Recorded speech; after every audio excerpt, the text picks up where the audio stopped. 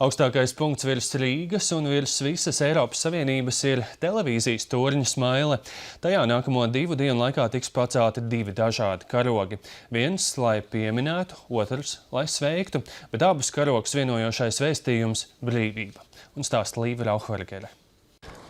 Ar 3 liftiem līdz 309 metru augstumam un tad vēl 50 metrus augstāk kājām.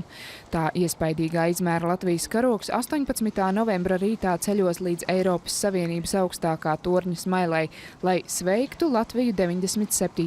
dzimšanas dienā. Pieiesim pie cilvēka, kurš būs tas, kurš nesīs šo karogu augšā.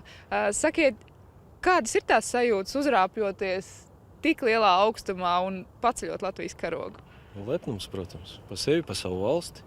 Es domāju, mums vajag cienīt savu neatkarību, katram sevī to apzināties un priecāties par to, ka mēs esam brīvi. Mēs esam maza valsts, bet savā ziņā varena valsts.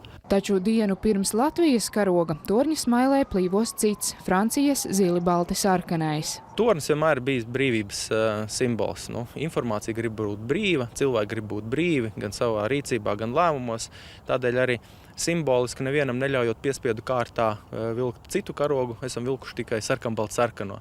Taču nesenie notikumi, kas ir 13. novembrī tagad bijuši, ir Parīzē notikuši arī mums šķiet ļoti svarīgi godināt vienotību Eiropas Savienībā, un tādēļ rītdien pirms 18. novembra tad tiks uzvilkts arī šāda paša izmēra Francijas karogs, tieši godinot bojāgājušos un Eiropas Savienības pamatvērtības.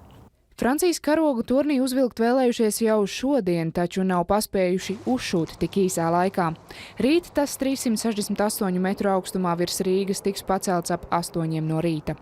Līva Rauhvargere, Igors Stāts, Latvijas televīzija.